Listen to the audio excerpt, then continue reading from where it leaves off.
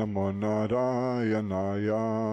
Om Namo Narayanaya. Om Namo Narayanaya. Om Namo Narayanaya. Om Namo Narayanaya. Om Namo Narayanaya. Om Namo Narayanaya. Om Namo Narayanaya. Om Namo Narayanaya. Om Namo Narayanaya. Om Namo Narayanaya. Om Namo Narayanaya.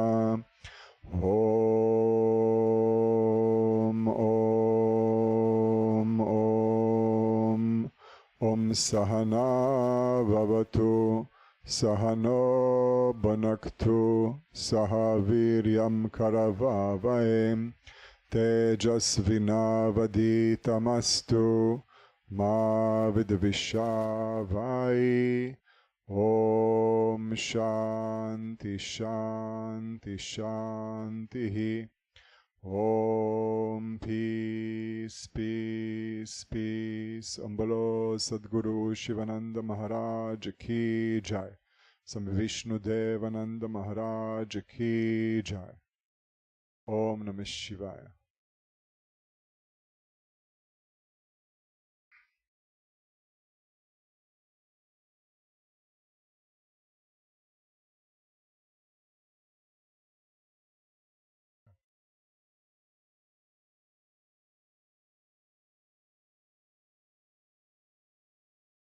Do we have more light, or this is the maximum?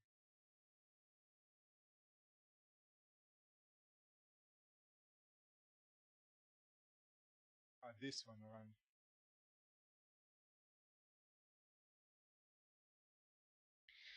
So we will continue a little bit with the teachings of Vedanta. We are basing the teaching on a paragraph from Swami Shivananda's book, from one of his main books on the topic of Vedanta, from the introduction.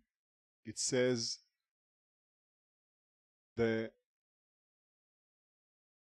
it's one of the important books.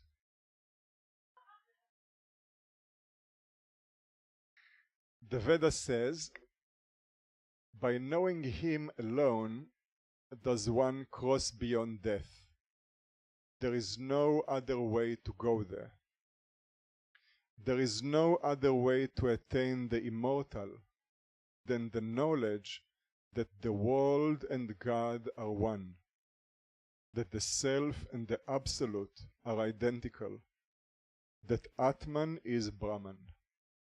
It is this saving knowledge, the realization of the unity of existence and consciousness in essence, that can raise us above from the erroneous notion that the objects of sense are real in themselves, that they are either desirable or undesirable or otherwise, that happiness is in the contents of the world of sense.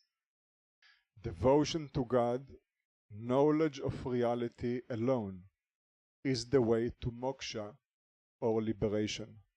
Here is our blessedness. So this is the teaching. And then we started seeing a few fundamental principles by which we can begin to understand this teaching. So first of all is what is called ignorance and knowledge, right? So we saw yesterday, we said that it seems like there is space in the bottle, right? If you open the bottle, or any vessel for that matter, cup, pot, room, whatever it is, it seems that there is space inside this bottle, right? But actually the bottle exists in space. The walls of the bottle exists in space, so there is no space which is inside the bottle. Meaning there is no space limited to the bottle. Although it seems that there is a space which is limited inside the bottle. Right? Is this clear up to now? Good. Now, why do we perceive the space which is limited inside the bottle? Because we are ignorant of the true nature of space being limitless. All objects exist in space, they don't limit space. They have their existence in the space. Because we are ignorant of the nature of space, how space really is, space appears to us in a wrong way. You understand? We experience space as being limited by objects, by names and forms. For example, bottle space. That's an example. Where is the bottle space? The space which is limited in the bottle. It exists only in your mind. Such a thing doesn't exist. Okay? So, because we are ignorant of the true nature of the space being limitless, we wrongly associate the space with the limitations of the bottle, by which we have an experiential false perception of bottle space. Okay? Now, in the same way, Vedanta says that the I am, or the self, although it appears to be limited in the mind and the body, right? For example, we say I am, and then I say, on my side I say Swami Brahmananda, right? I am Swami Brahmananda, nice to meet you, right? Like this. And then on your side you say I am, and then you say who you are, and you say nice to meet you too, right? So we have various I ams, right, bottled in various bodies and minds, right? And each one experiences their self limited or bottled within a mind and a body. You understand? Now, you see, when we say, what is the self? Self is I am, right? Self, what we call self, is I am. What does it mean I am?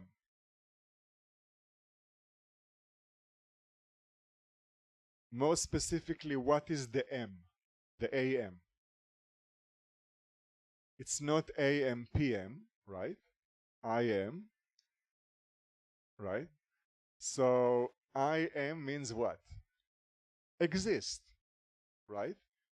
M, Mness, I am means I exist, right? You understand? When you say am, you don't say, this is how it is. I am is I exist, reality, right? There is reality pervading this person, the knower. The knower is, that's called I am, right? Then I look at you, right? And I say you are, A-R-E, right? What is R? What is R? Existence. You are, right? Then it is. You see that it is? You see that everything around you is? It's pervaded by isness. You see it? So, emness pervades you, the knower, right? I am. That's existence. Everyone you perceive, as long as it's a human being, they are pervaded by R-ness. Again, existence. And any object, right, including your thoughts, emotions, physical sensations, anything that you are aware of is. You understand this? Meaning that the whole world of names and forms, beginning with you, the knower, and everything which you know, is pervaded by reality. You understand? By existence. That reality, see now, there is only one problem. Just like the space inside the bottle, right? We perceive reality inside the name and form. So where is the I am? The I am is inside me, right? And then you say, I am also I am. I say, no, you are. I am, right? I am, you are, right? So, in any case, so the point is that just like we misperceive space to be limited inside the bottle, we think that reality, which is all pervading, is limited in the names and forms, be it the subject, you, or anything that you are aware of, your thoughts, emotions, body, other beings. You understand? But actually Vedanta says, just like there is one limitless space appearing to be limited, just because of ignorance, we are ignorant about the nature of space, there is one all-pervading reality which each and every one of us knows as I am, the self, existence, which is actually one, but because of ignorance again, appears to be limited in the names and forms. You understand? Therefore, we appear to be a limited knower, looking at the world outside. Whereas actually, what we know as the I am is an all-pervading infinite reality which is in every name and form in creation. That's called the self. It's the self because it's the I am. But the I am is not really limited. It's infinite. Only because of misperception, we perceive it as limited in the body. It's not in the body or in the mind. So what does it mean in the body or the mind? See, when the I am appears to be limited in the body, then you see, is space orange?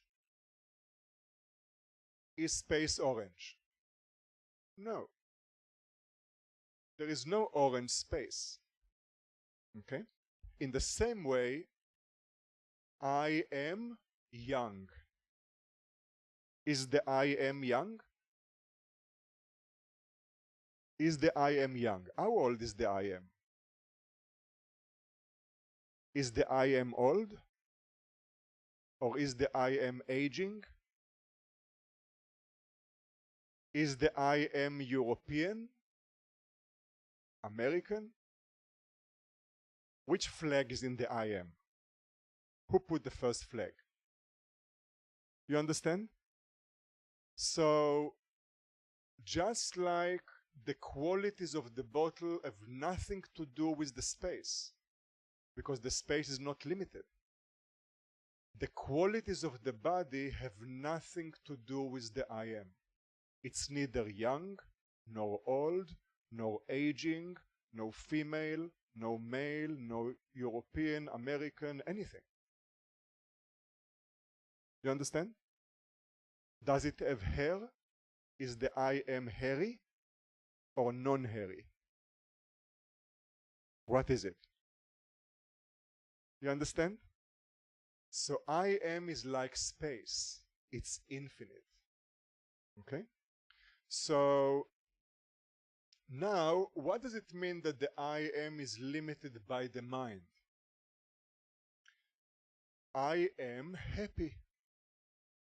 There is an happy I am. How does an happy I am look like? It's like a flowery bottle. You have a bottle which is very flowery and shiny. You understand?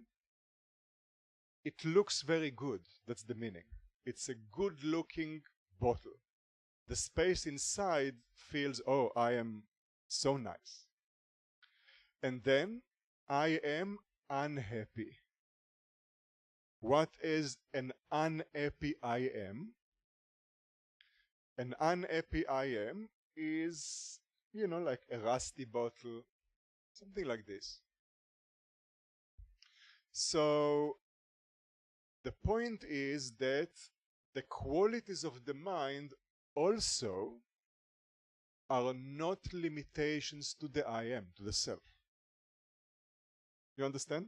It's again because of ignorance that the self appears to be limited or conditioned by thoughts, emotions, memories, sensations, desires, etc. You understand? Actually, those things are not limiting the I am at all. It's just a wrong perception. Just like the bottle space is a wrong perception. That wrong perception is called ignorance. Okay, therefore Vedanta says that the wrong perception of ignorance is to be removed by knowledge. We need to know, right? It's like the space in the bottle wants to become one with the infinite space outside the bottle. What should it do? Should it come to the yoga retreat? It's already in the yoga retreat. Then what should it do? It's not only in the yoga retreat, it's on the stage of the satsang. You see, what more can it do to be united with the infinite space? You understand? The only thing which you can do to unite the space in the bottle with the space outside the bottle, the infinite space, is to know the nature of space. That's all. If you know the nature of space, you know that space is not limited to the bottle at all. You understand? So, therefore, every human being is striving to be immortal, in the sense that no one wants to die. That's the meaning. No one wants to be annihilated. We cannot accept it. So, right, the whole medical science, philosophy, etc., comes from this sense of impermanence. But actually, the yogis teach the removal of mortality is by knowing who we are. Because we are the changeless self. We are the changeless reality already. We are just identifying with something we are not. Okay? Now,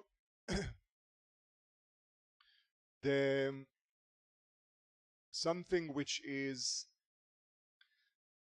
very important is to understand the following thing.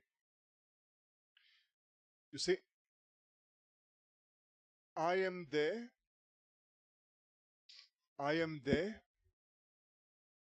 knower, I am the self, I am the knower of the waking state, right? I am awake now, right? And most of you seem to be also awake, right? So we are all awake, and I am the knower of what is called the wakeful state, right? Then there is the dream state. Now comes a beautiful question. Vedanta asks a very beautiful question. Listen carefully. The knower of the dream state, just like you know the waking state, just like now, when you are in the dream world, right? When you are dreaming, there is a dream world. The question is the following question. The knower in the dream, the one that is knowing the dream world, is it the same knower that is now knowing the waking state? That's the question. Is it the same one? Yes. How do we know it's the same one? All of us say, I dreamt. I dreamt last night. Let me tell you what a wonderful dream I had. Or let me tell you what a nightmare I had. Doesn't matter. But I am the knower of the dream. You understand? The same one who is now knowing the waking state is the one who knows the dream state. Right? Now, go one step forward. Deep sleep state. So, deep sleep state or dreamless sleep state. What is in the dreamless sleep state, the deep sleep state? What is there? What is your favorite ice cream in deep sleep?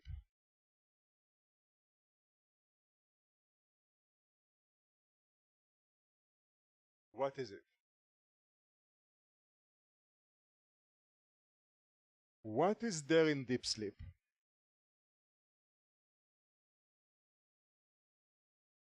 You can ask Krishna. Krishna, what is there in deep sleep? Huh? What is there? Okay, so,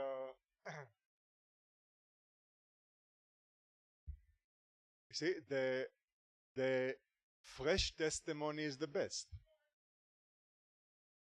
So in any case, right, how do we say? We say, I slept well, I didn't know anything. I slept like a log of wood. Right? I didn't know anything. Sleep was so good. Why was it so good? There was nothing. Right? So then, in that nothingness of the deep sleep, see, Swami Shivananda gives a small analogy. He says there are two policemen guarding a street at night. And then in the middle of the night, I would say in the den of night, in the den of night, dead, in the dead of night, one policeman goes and walks the street and comes back. And then reports to the policeman in the station, everything is okay, there is no one there. And then Swami Shivananda says, the first policeman says, what do you mean there is no one there? You were there. You see, to see that no one is there in the street, you were there. So when we are asked what is there in deep sleep, we say nothing. So good. Nothing. Then, who is there to see the nothingness? You see? So, the one that says, now I am awake, and then says, I dreamt, and then says, I slept well, I didn't know anything, is the same one. You understand? Is this clear? There is one knowing awareness which knows the waking state. It knows that this is a good preparation for the next stage of the day. Okay? So, you can either, right, there is, preparation can come as a lullaby, and it can come as the Vedantic teachings on the three states. Okay? So, the idea is that there is, think about it, it's a very, very important teaching. Okay? There is one knowing awareness, one knower that knows now the waking state. Then it is knowing the dream state. It says, I dreamt, and it knows to describe the dream. And then it says, I slept well, I didn't know anything. You understand? It's one knowing awareness in all the three. Is it clear? Good. Now comes another question. Deep sleep. When we say, I slept well, I didn't know anything, think carefully. See, now in the waking state and also in the dream state, we have a subject, a knower, knowing a world of objects. Right? So in the waking state, like now, you are the knower and you know the world of objects. In the dream state, that's the same thing. You are a knower, you know a world. In the deep sleep, the dreamless sleep state, is there a subject knowing objects?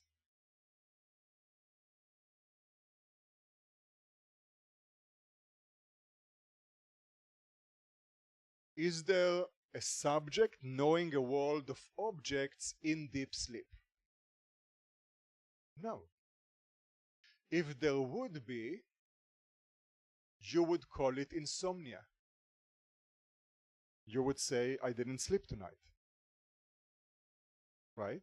So only when the subject knowing the objects is gone, you say, I slept well, I didn't know anything. Didn't know anything means even the subject, the knower, is not there. You understand? Is this true? Yes. Yes.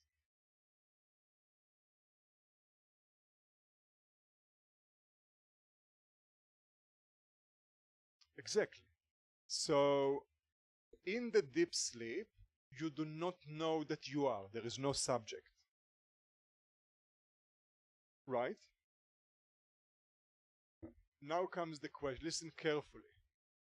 Okay, listen very, very carefully to the question. Okay?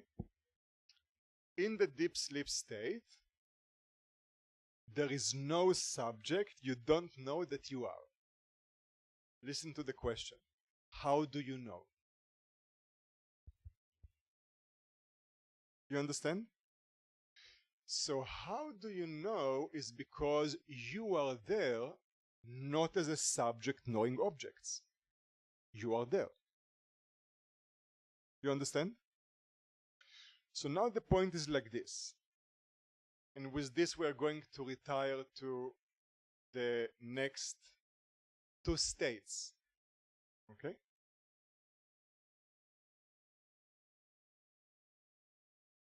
Listen carefully. Okay, very important. We understand that there is one knower in the three states, right? Right? You are the knower is you. We're talking about you. You are the knower of the waking, dream, and deep sleep states. Because you say, I dreamt, I slept. Is it true? Of course, anyone says it. Now, in the deep sleep state, that knower which you are, by which you know the deep sleep state, is a knower, a type of a knowing awareness which has no subject-objects awareness. Right? Because the subject and objects are absent in deep sleep. And yet you are there to know that they are absent. Everyone knows that there is no world experienced in deep sleep. You understand? So, listen carefully. There is one knower in the three states. And the knower in deep sleep is a knower without subject objects, which means it's a non-dual awareness. It's an awareness of non-duality, no subject objects. You understand? If there is one knower in the three states, and in the deep sleep state, it is a non-dual awareness. And it's one awareness in the three states. What does it mean about the knowing awareness in the waking state? It's also non-dual. The actual knowing awareness, even now, is a non-dual awareness, because there is one awareness in the three states. Deep sleep reveals to you that it is non-dual by nature. It is, you are still there, although duality is not there. So even now, while the mind creates an appearance of knower non-duality, even now the actual knowing awareness is a non-dual awareness, just like in deep sleep, which means that everything that you know seemingly to be outside of you is you. That's the meaning. You understand? Anything that you perceive seemingly to be outside of you is actually within you. Okay? So now you can go to sleep soundly. Okay?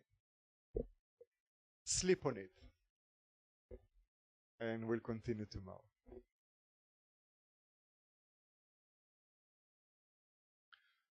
Om, Om, Om.